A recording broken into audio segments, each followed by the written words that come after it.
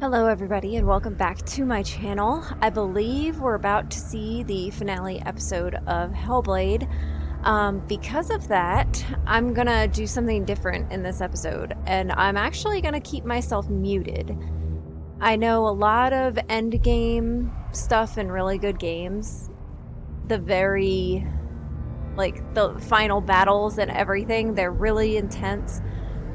There's sometimes a bit of dialogue to listen to and everything, and I don't want to speak over any of that, and I also don't want you guys hearing all my button clicks on my keyboard because my mic picks up the mechanical keyboard. So I don't want that interfering with anything. So yeah, I will be muted throughout this episode, and I will do an outro at the end. So yeah, if you're new here, welcome. I hope you enjoy. And for those of you returning again, thank you so much. I appreciate you being here. And without further ado, let's go ahead and continue Hellblade.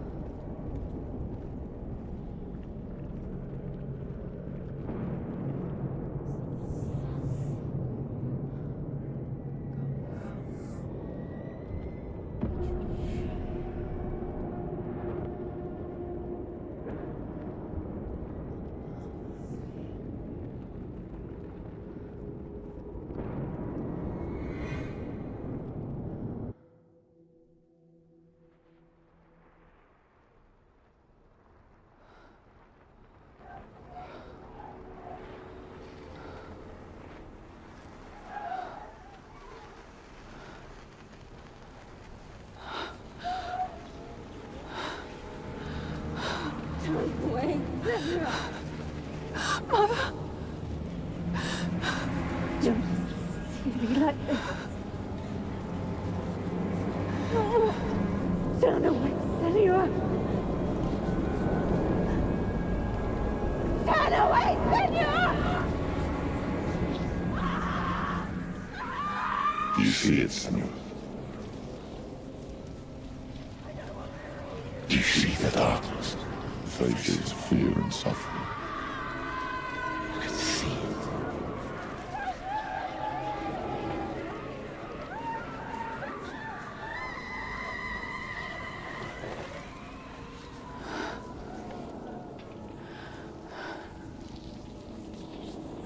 I remember it clearly now.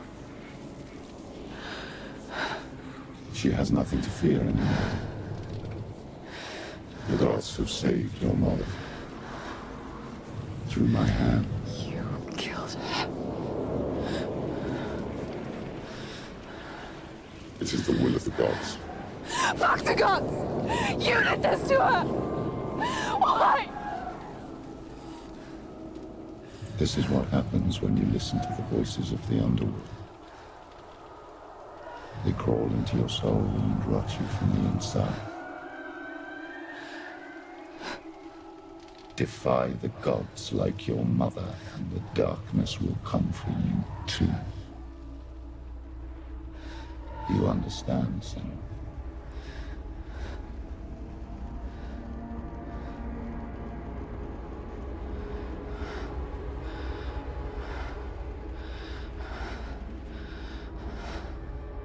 I do understand.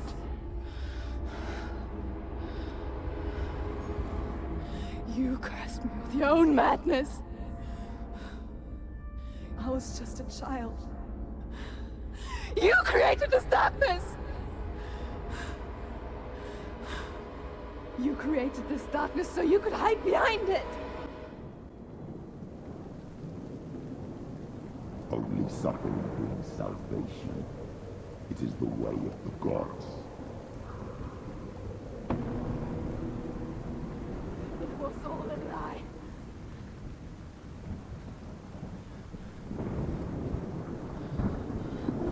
You are a lie!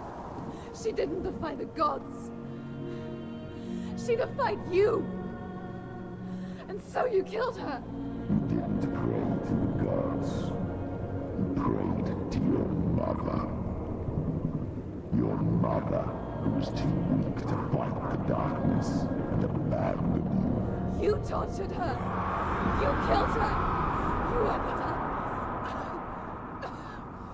Those rituals, the years of isolation, the pain that still haunts you. It was the only way to fight the curse within you. You're a liar. The darkness is inside you and it will destroy you. You're a liar! No, Senua. The darkness is here. You can't wish it away. And it will watch as you draw your last dying gasp. I won't let you kill me.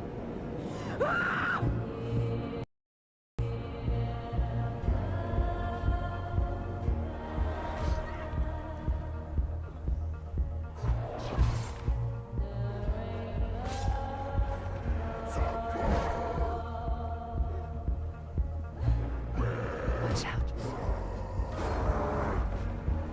Surrounded.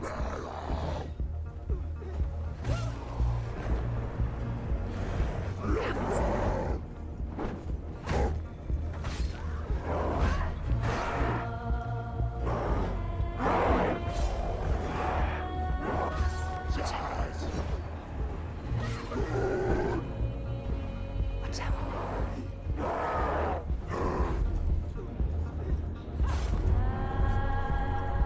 Behind you.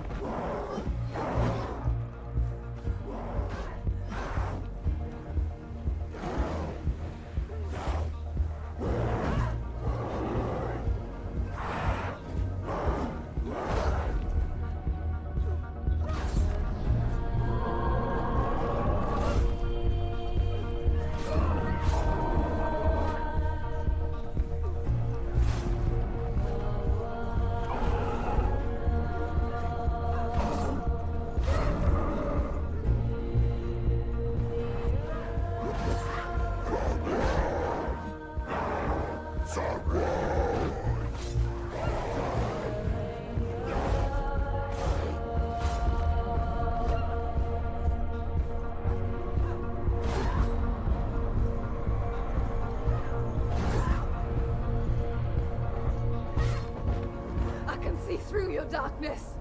You're a liar and a murderer.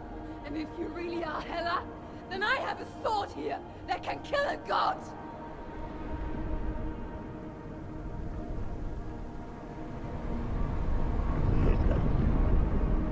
Run forward, backwards to worry your miserable past. You're making a mistake searching for Gideon. The same mistake that killed him in the first place.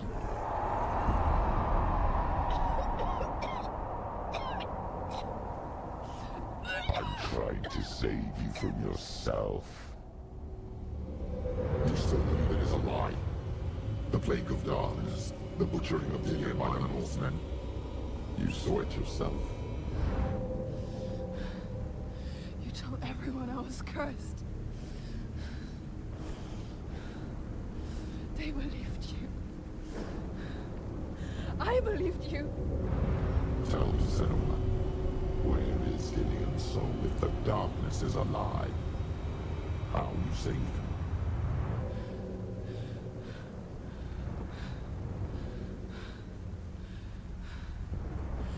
He's here. I know he's here.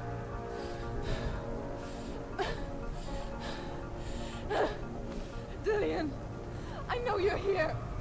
Hold on. I'll find you.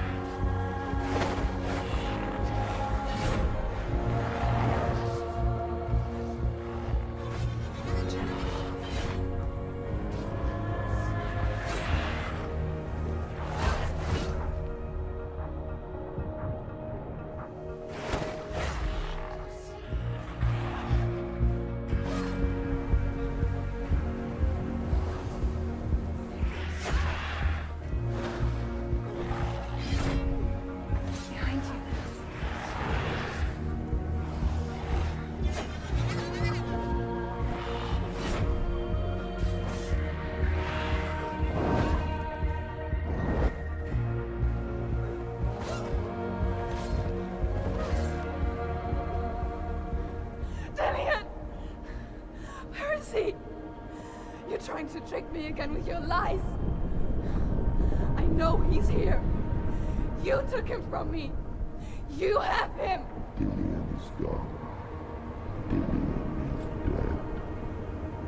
Let him go now. Or what? What can you do to me that you haven't already? Watch out. Fight me.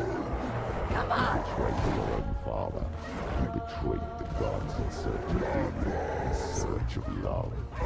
Look where that's got you. Let go of your battle.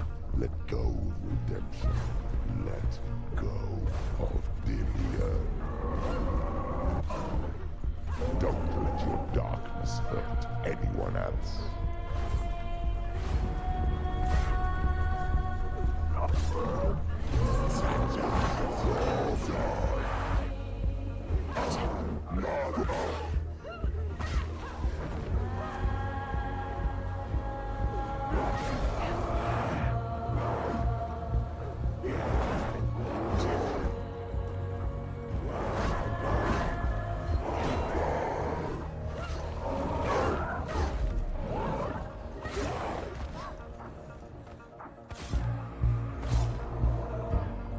Be careful, Senua.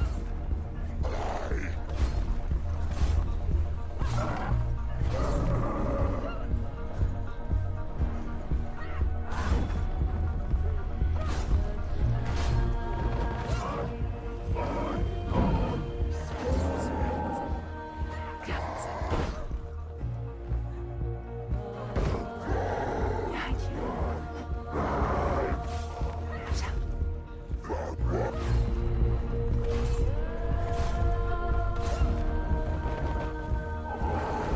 Behind you. Watch out.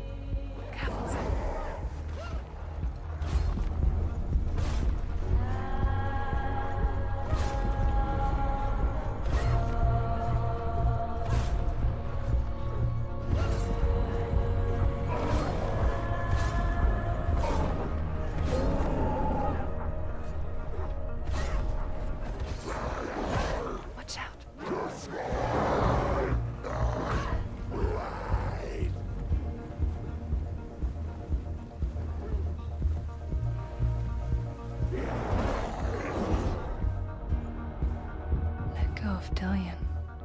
Let go of your battle. You're going to die.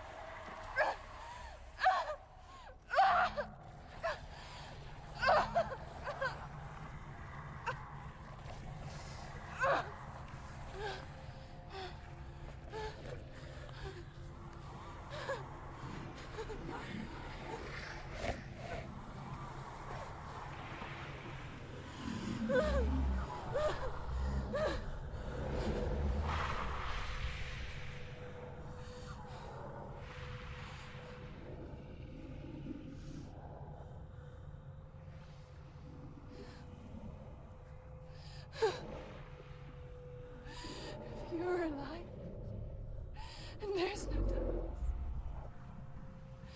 then you never took him from me, did you? And I can't save Dillion.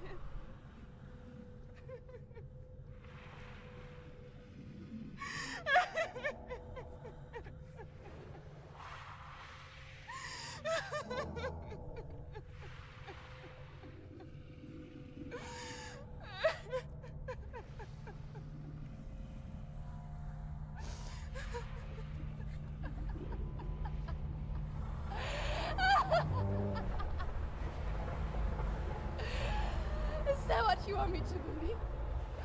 After all you've done to me? And to him?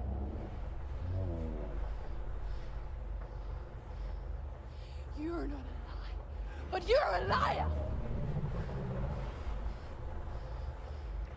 You crawled into me to confuse me and deceive me. But I know he's here. I know you have him.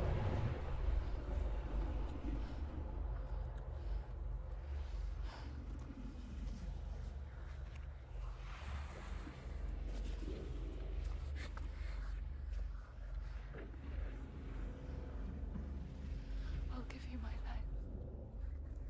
That's what you want, isn't it? My soul. Take it.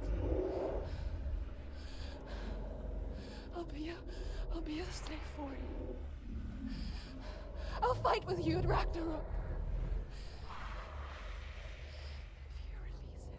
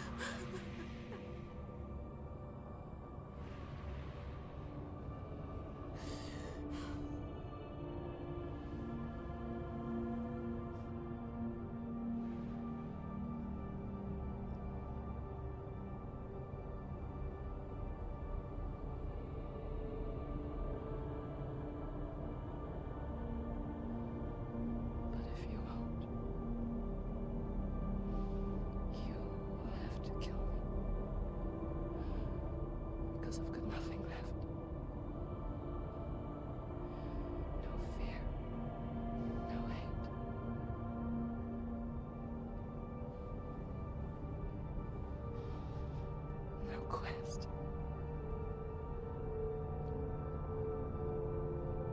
Nothing.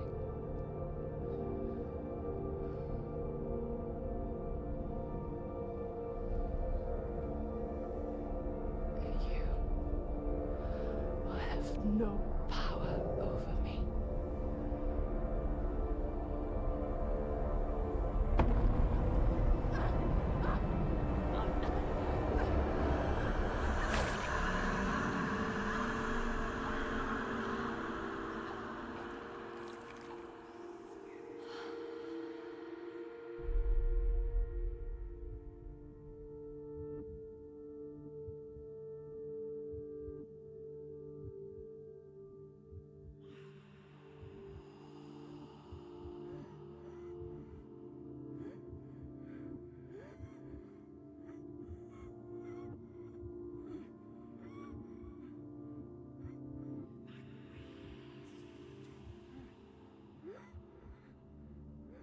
I learned the hard way to not be afraid of death, Senua.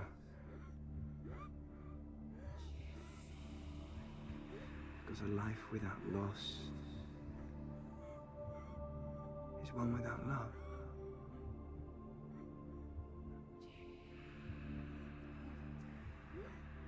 You turn your back on death, and all you can see is the shadow that it casts.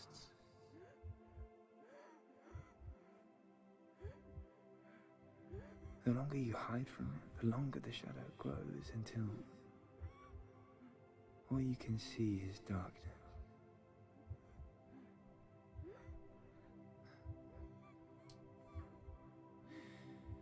When our time comes, we must look death in the eye and embrace it as a friend.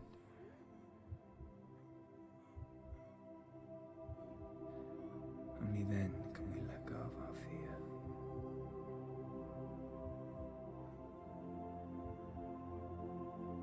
And emerge from our darkness.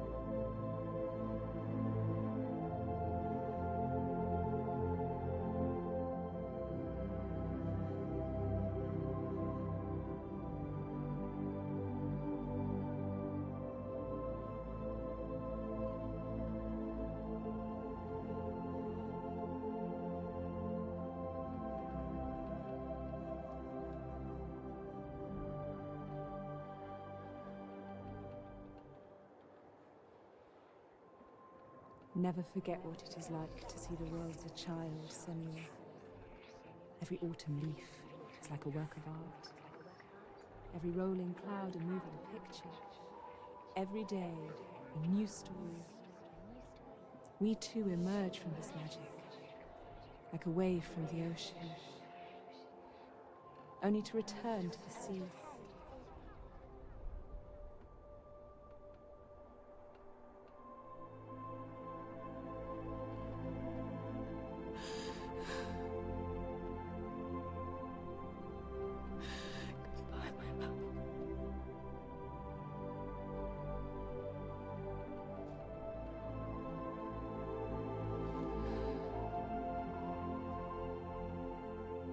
Do not mourn the waves, the leaves, and the clouds. Even in darkness, the wonder and the beauty of this world never leaves us. It is always there, waiting to be seen again.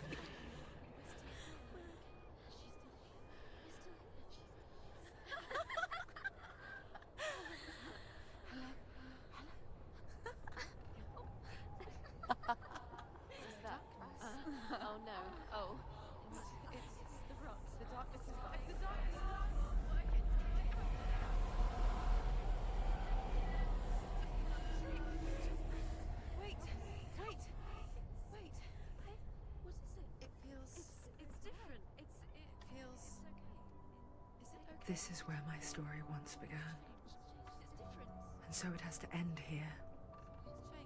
Because I cannot see further than this. Follow us. We have another story to tell. My friend, go with her. This now will be your story to witness.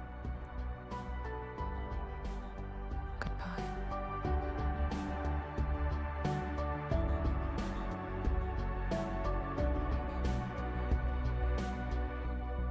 I know it's hard to tell how mixed up you feel.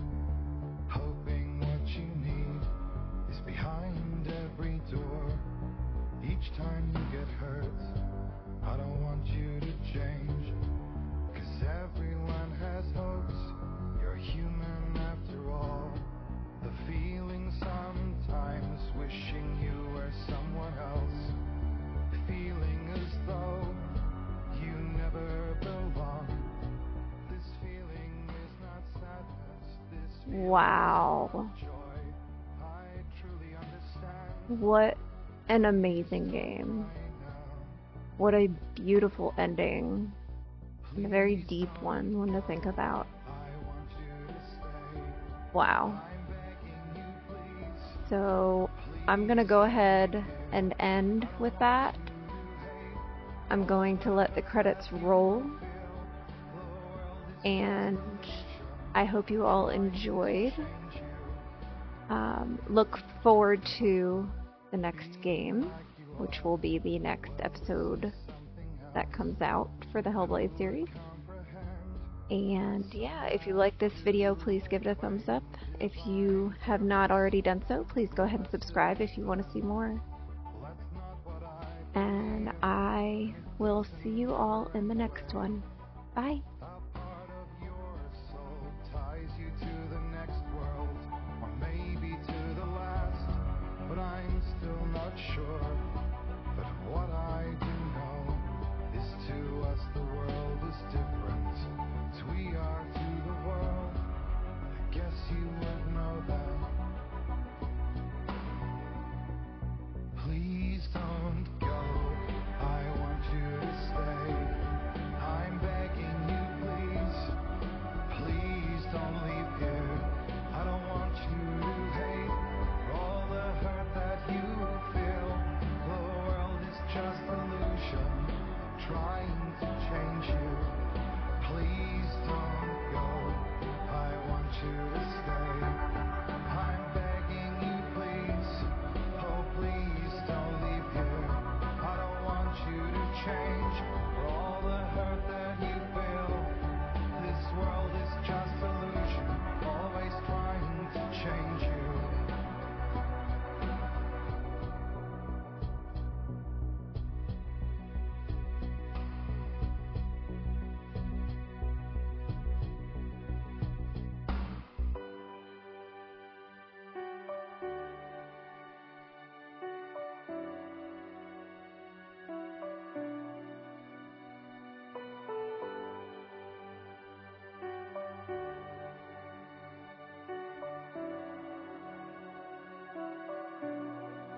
Please don't go, I want you to stay. I'm begging you, please. Please don't leave here. I don't want you to hate all the hurt that you feel. The world is just illusion, trying to change you. Please don't go, I want you to stay. I'm begging you, please. Oh, please don't leave here. I don't want you to change for all the hurt that you feel. This world is just illusion, always trying to change you.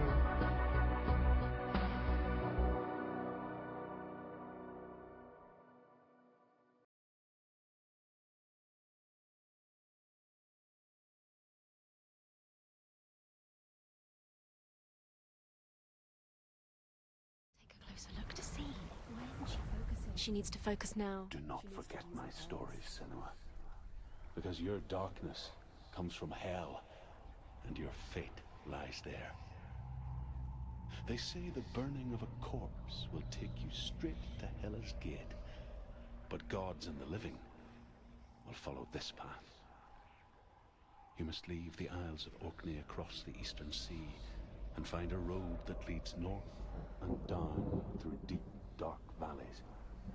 After 9 nights of riding, you will follow a great river and will find a bridge covered in gold. The path to Helheim goes from there, across the River of Knives that flows from the dark world of Niflheim.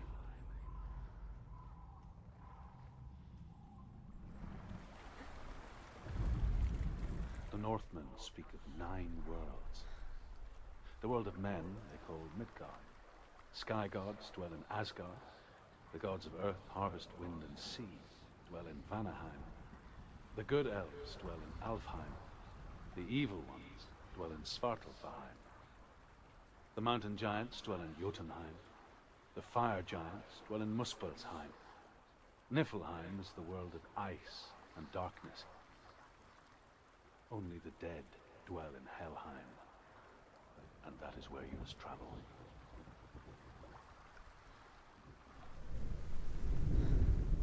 The world of the dead is ruled by the giantess, Hela, daughter of Loki.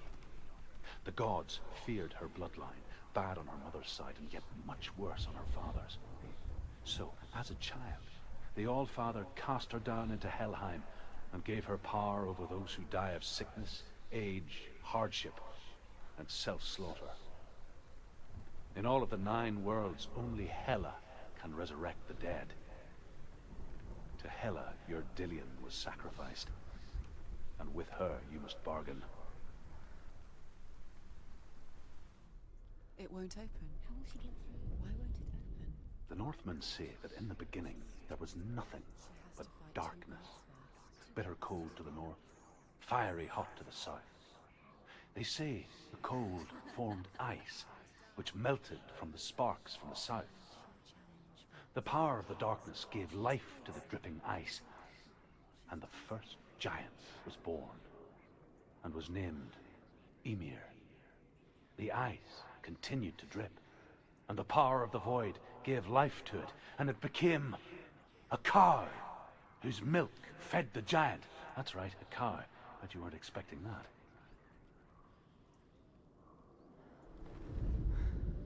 Ymir was a frost giant, a being of darkness, and all his sons and grandsons were dark after him. Of his daughters and granddaughters, some were monstrous, but others fair. But there was another who came from the ice, Buri. In shape, he was like a man, big and powerful. His son, Bor, took a fair giant to be his wife, and they had 3 sons. Odin was the eldest, and the Northmen hold him to be the foremost of the gods, the All-Father.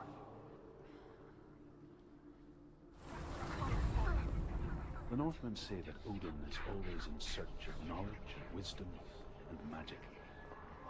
There was a very wise being named Mimir, who guarded the waters of wisdom which flow from the roots of the World Tree. Odin wished to drink from this spring, but he had to pay a price. So he gouged out his own eye as offering to Mimir. He drank from the well and traded one way of seeing for another.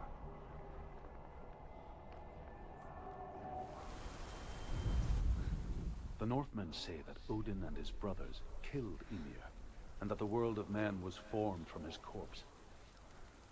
They made his bones into stone, and his flesh into earth, and his blood into the salt sea. They set his skull to be the bowl of the sky, with his brains for clouds. Odin and his brothers caught the sparks flying from Muspel and made them into stars. And to protect the new world from the giants, they used Ymir's great curving eyebrows as walls. The Northmen say that Odin has 2 ravens. Their names are Thought and Memory, and each day he sends them out to fly all across the world. Upon their return, they perch on his shoulders and tell him everything they have seen and heard. In this way, he learns of things far and wide, and for this reason, he is called the Raven God. Senua, like Odin, you must seek wisdom through thought and memory if you are to succeed in your quest.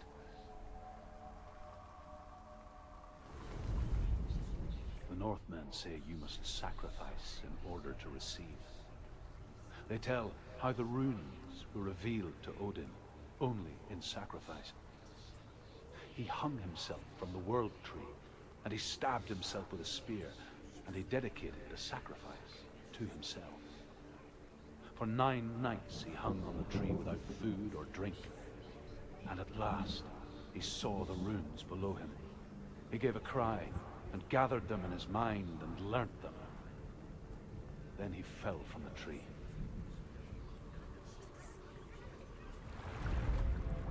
The Northmen say that what we see as a rainbow is the bridge that goes from the world of men to the world of the gods. For now, they say the frost giants and the mountain giants cannot cross it. But they say that when Ragnarok comes, not a thing in this world will be safe. The Rainbow Bridge will break under the onslaught of the fire giants riding on flaming steeds. Senua, I have seen the fire of Surt spread far and wide, and to our lands. Ragnarok is coming. There's always a way. The Northmen tell this story. Before the earth was created, there was a world called Muspel. Because it was in the south, it was bright, hot, flaming, burning. Sparks that flew out from Muspel became the stars. Other sparks melted ice in the frozen world of Niflheim, creating the body of the first giant, Ymir. Muspel is one of the 9 worlds, and is now the land of the fire giants. And people from elsewhere cannot endure a journey there. She won't be able to tell. The Northmen say that the defender of Muspel is called Surt, the foremost of the fire giants. His name means the Black One, because he is like something burnt. The Northmen believe that he sits at the border of Muspel with his flaming sword, and at the end of the world he will leave his post. He will travel to Asgard and Midgard, waging war against all the gods. He will be victorious, and then burn the whole world with fire.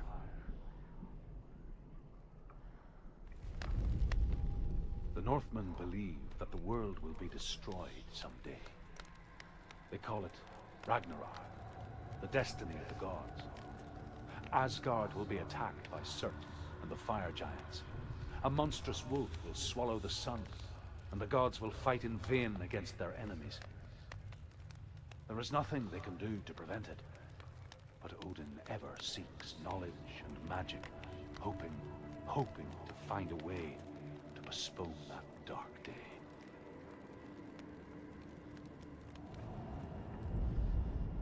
The Northmen say that at Ragnarok, the sons of Muspel will travel to battle in the ship called Naglfar, the corpse ship. And when the sons of Muspel leave the ship and ride to battle, it will be as though the sky had split open, and Surt will lead them. Wherever he goes, flame will erupt before him, and fires will burn behind him.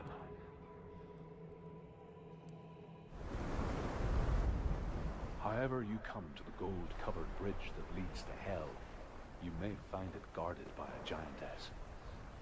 She will ask your name, she will ask your lineage, she will ask your business.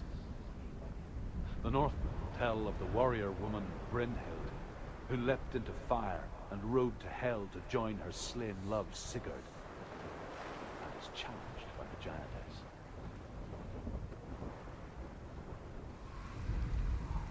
Hela possesses large dwelling places in Helheim. Tall are her walls, high are her gates.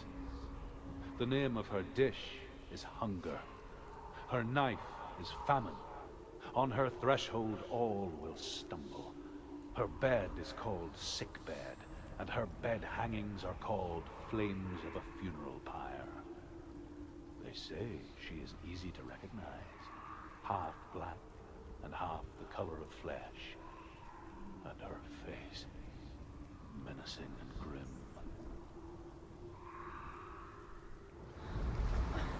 The Northmen tell of a great hero. His name is Sigmund. His father's hall was built around a great tree, and one day, Odin comes and thrusts a sword into the tree, a gift to whomever can release it. Many try, but the sword only comes out at Sigmund's touch. His brother, King Sigmund, wants it, but Sigmund refuses him, so King Siggeir plots revenge. He invites Sigmund and his brothers to a feast, but when they arrive, they are met with an army, not a warm welcome. King Siggeir captures Sigmund and his brothers, steals his coveted sword, and readies them for execution.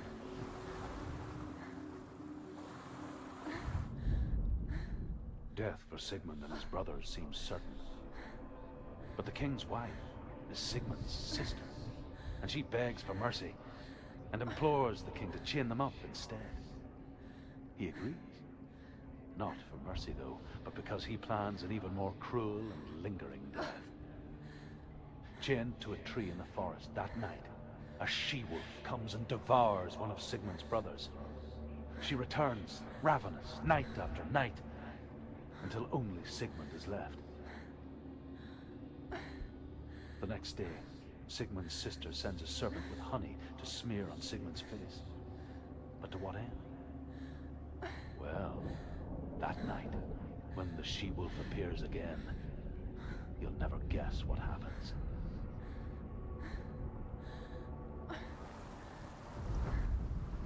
And here is the end of Sigmund's story. He was a fierce and great warrior who fought many battles.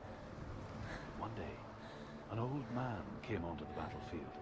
Although shadowed by a hood, Sigmund saw that he only had one eye. The man raised his spear, and Sigmund struck at it with his sword, but the sword shattered into pieces. Sigmund then knew that this was Odin, and thus that victory could not be his. He bowed his head and accepted his end. Dying, he tells his wife that she is with child, and that her son will one day make a great weapon out of the fragments of his sword. The sword named Gram.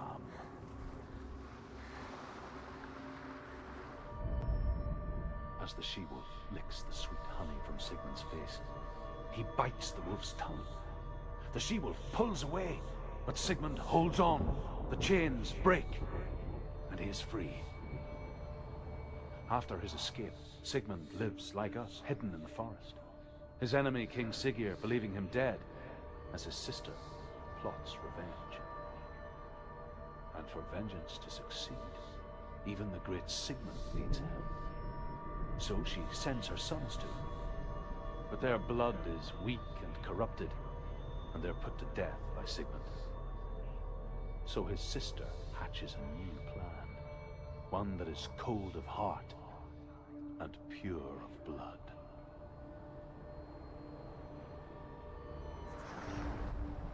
Sigmund's sister trades shapes with a sorceress, and in disguise, she lies with her own brother. She gives birth to a son named Sinfjotli. After a time, she sends him to the forest to Sigmund.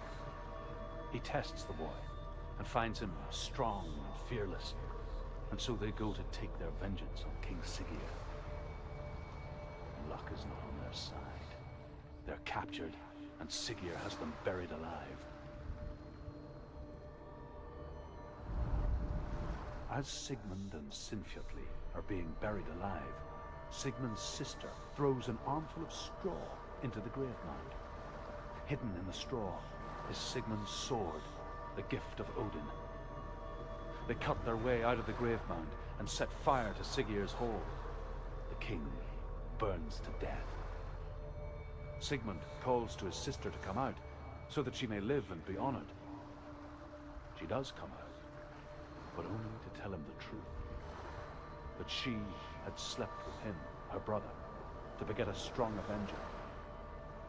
I am not fit to live, she says, and walks back into the fire. Strike vengeance from your heart, Senua, as there is always a heavy price to pay.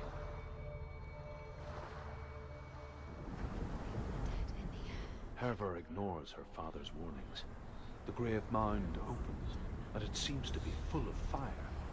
Again, Herver demands her inheritance, but her father warns her the sword is cursed and would be the bane of her family. But he relents and brings her the sword. She leaves the island with it. The curse holds true, and death would follow in the years to come. And so, Senua, the misdeeds of a father have cursed his daughter. Can you hear him? Within the burial mound, Herver calls on her father to wake from death and bring her his sword. She says that it is not seemly for the dead in their grave mounds to bear valuable weapons. Her father answers with words of warning. You go to your doom. Baleful runes surround you. You have gone mad. You have lost your mind. Your thoughts are confused. It is dangerous to wake the dead. Like I said, she reminds me of you.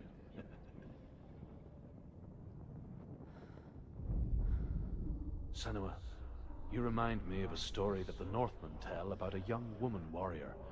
Her name is Herver, the daughter of a berserker, born after he was killed. She's a wild, willful child who teaches herself to fight with weapons. When she learns where her father is buried, her only desire is to reclaim the treasure buried with him, but above all, the sword, Tyrving. Something evil.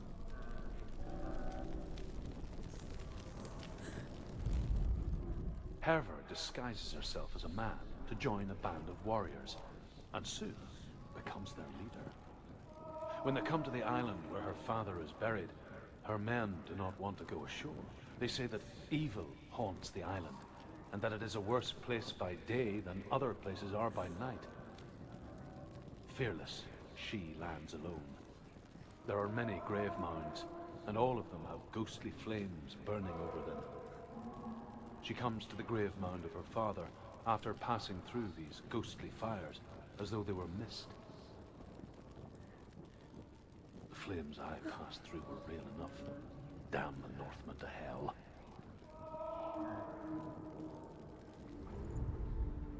The Northmen tell this story about the death of Baldur. It begins with dark dreams. Night after night, Baldur dreams of his own death, and the gods fear for his life. So Baldur's mother makes everything in the world: fire, water, iron, stone, earth, wood, beasts, birds, serpents, poison, sickness. Swear an oath not to harm her son. One by one, they each make their vow. Neither weapons nor wood will injure him, Baldur's mother boasts. Only Loki, father of Hela, the mistress of death, is not amused. It's in the dark world. He's gone. The gods feast and rejoice and amuse themselves by throwing spears and stones at Baldur, striking at him with sword and axe. But he comes to no harm, whatever they do. The gods never cease to wonder at this great marvel.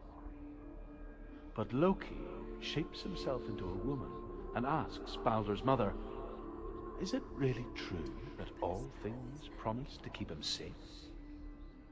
I did not ask the mistletoe, Baldur's mother confesses. I thought it was too young. Oh dear.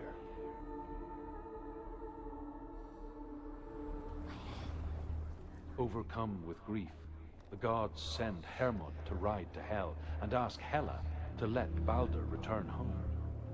All the gods are weeping, he says. Are they? Asks Hela. We shall see if he is truly missed. If everything in the world will weep for him, he shall go back to the gods. But if even one thing refuses, Baldur stays with me. The gods send messengers everywhere. Weep for Baldur, weep him out of hell. And everything wept. Men, beasts, earth, stone, trees, metal, everything. Except for a giantess they found in a cave. Baldur was never my friend, she says. Let hell keep what she has. The Northmen say that the giantess must have been Loki in disguise. Again, you kill. Loki makes a dart out of mistletoe and goes to the gods as they throw things at Baldur. The blind god, Druth, was there. Loki asks him why he wasn't taking part. Druth says, I cannot see where Baldur stands, and even if I could see him, I have no weapon. Loki replies, here is a wand. I will tell you where he stands. And Druth throws the mistletoe at Baldur. It pierces through him, and to everyone's horror, Baldur is killed. And for this, Druth is slain.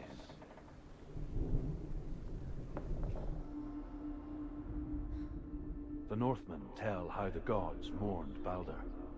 His body was to be burnt on his ship, but they could not manage to push it into the sea, and sent for a giantess to do it. She comes riding a wolf and has vipers for her reins. She pushes Baldur's ship into the sea with such force that the ground shakes and the rollers burst into flames. When Baldur's wife sees his body carried onto the ship, her heart bursts with grief, and she dies. She's put next to her husband, and the pyre is lit, sending the dead to hell. But even so, the gods cannot accept his death.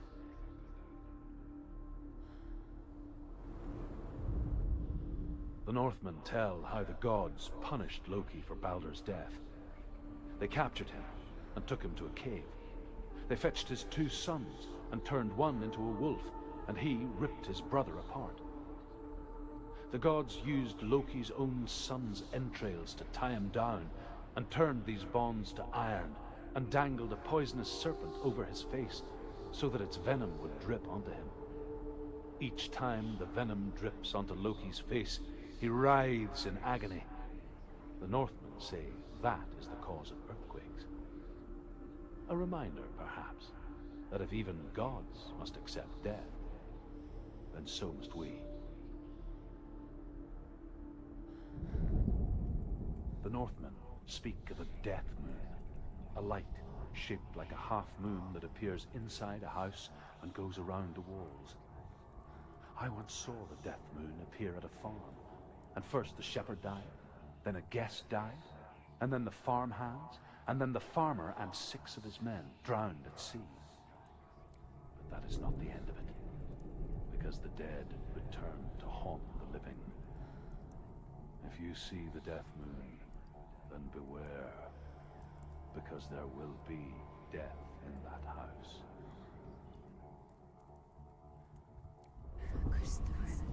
There was a Northman called Grettir, big, red-haired, immensely strong, but he was afraid of the dark. It happened one night that an undead creature came to his house to drag him outside into darkness and kill him. He resisted with every ounce of his strength. He clung to the doorframe, but it gave way, and they spilled out of the house, and the monster fell back, and the moon shone down on its ghastly face. Grettir, terrified, cuts off its head, but is cursed forever. From that moment on, wherever he was, he would see those hideous eyes staring back at him. Sometimes we allow our own fear to haunt us to our grave.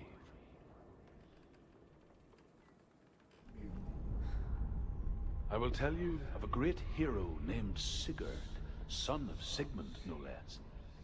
Born after his father's death, Sigurd is cared for by the dwarf Rain. But Rain does not love the boy. Instead, he plans to use him for his own ends. You see, Rain's father possessed a great treasure given to him by the gods. But Rain's brother, Fafnir, killed his father and took the gold all for himself. Fafnir hid the treasure out on a heath and could not leave it. And from the evil in his heart, he turned into a dark creature, a dragon. Sigurd's newfound power lets him hear the birds speak. And they say, Sigurd should eat the heart himself. Rain wants Fafnir's gold. Sigurd should kill Rain before Rain kills him. Sigurd should find Brynhild the Valkyrie, who sleeps an enchanted sleep. Sigurd heeds the bird's advice. He kills Rain, eats Fafnir's roasted heart, and takes Fafnir's treasure. And he embarks on a new quest, to ride to Hinderfell and find Brynhild the Valkyrie.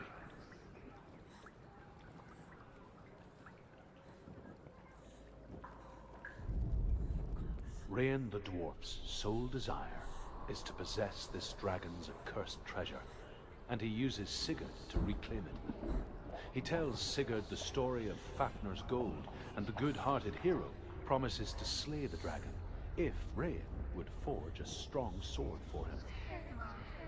Sigurd remembers that his father once possessed a sword given to him by Odin. Odin broke the sword to bring about Sigmund's death, but Sigurd's mother still has the pieces. And so Rain reforges the famous sword. Sigurd uses the sword first to avenge his father, and then he and Rain go in search of Fafnir.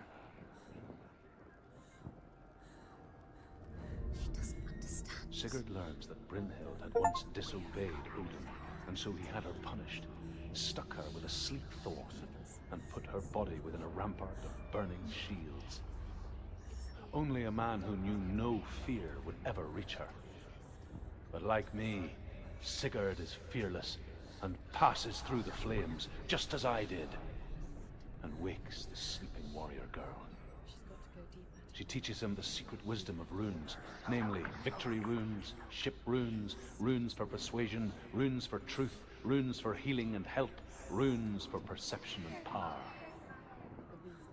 Like Sigurd, the greatest young warrior of the North, you must learn the secrets of the runes to fight amongst the gods in hell.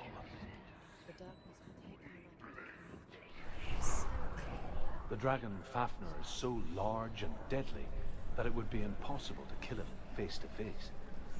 But each day, Fafnir crawls across the heath to find water. So Sigurd digs a pit in the dragon's path and lies in wait in it. When Fafnir slithers overhead, Sigurd sinks his sword into the dragon up to the hilt. Sigurd leaps from the pit, and Fafnir sees his killer. He warns Sigurd that the treasure will lead to his death, as it led to the death of all who owned it. Sigurd replies that death comes to all men, and every man would want to be wealthy until that day. And he takes the treasure.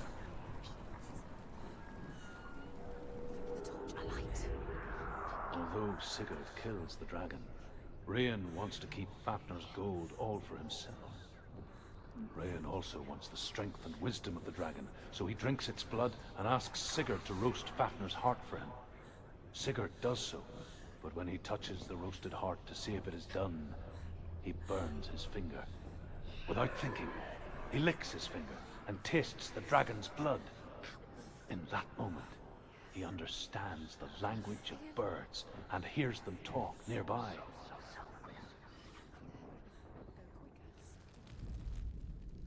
Northmen say the world will come to an end. They call this Ragnarok, the destiny of the gods. First, there will be a terrible winter, 3 years long. Then, mankind will turn on itself. Brothers will fight each other to the death, and people will forget what they owe their kindred. Times will be hard. Crimes will be great. It will be an age of axes and swords. The wind will blow through abandoned halls. Wolves will walk where children played. The world will fall into ruin.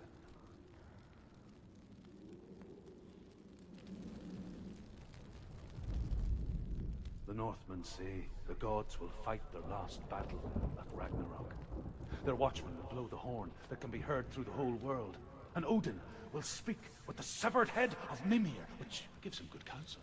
The land of the giants will thunder with the sound of their army on the move. The gods will assemble. The dwarves will leave their stones. The frost giants will come from the east. The Midgard serpent will turn up the waves. Eagles will scream and tear at the corpses with their yellow beaks. The ship of the dead will set sail.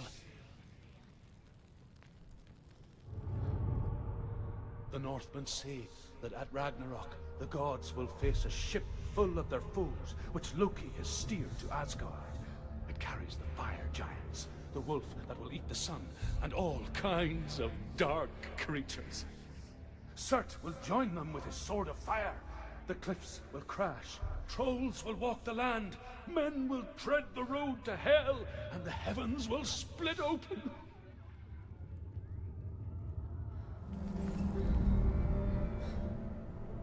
The Northmen say that each god will do battle at Ragnarok. Odin will fight the monstrous wolf and be killed, but his son will avenge him and plunge his sword into the heart of the beast. Freyr will face Surt, but he had given his sword away for love, and without it, he cannot defend himself against the flames. Thor will smite the Midgard serpent to no avail. The sun will grow black, the earth will sink into the sea, the stars will disappear, fire and water will meet, steam will shoot up, flames will play against the sky.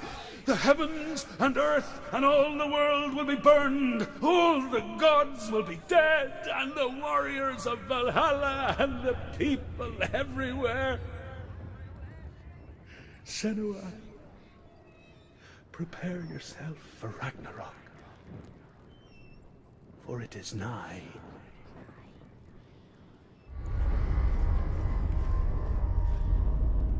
Seek Hela's truth is truth. Gods betray us. Unmask us with fear. The man I was before Druth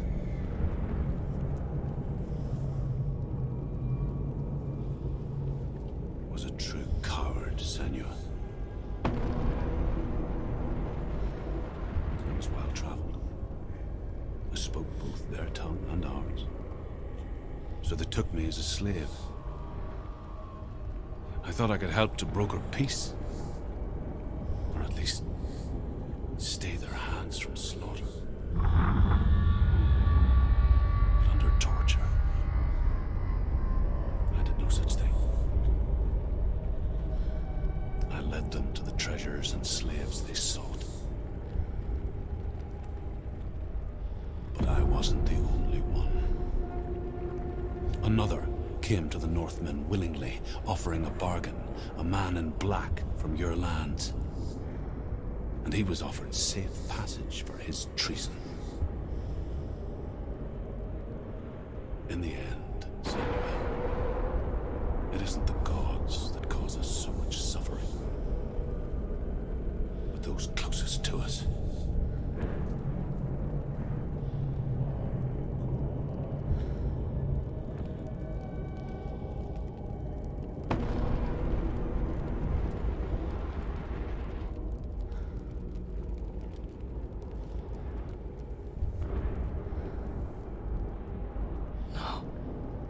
I'm here for Dillian.